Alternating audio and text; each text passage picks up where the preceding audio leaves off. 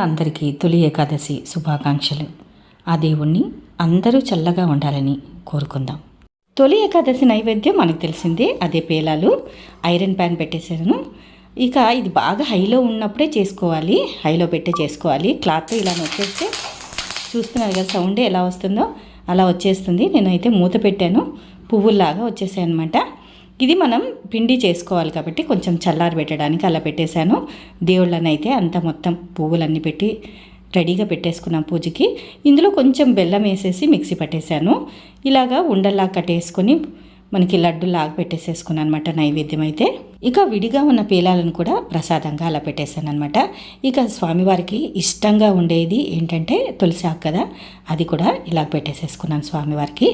ఇక దీపాలు వెలిగించేసేసుకొని ప్రశాంతంగా చేసుకున్నాను. తెల్లవారుజాముని గుడికి వెళ్ళి స్వామివారిని ఒక్కసారి దర్శనం చేసుకొని వచ్చేసాను. Please like, share and subscribe.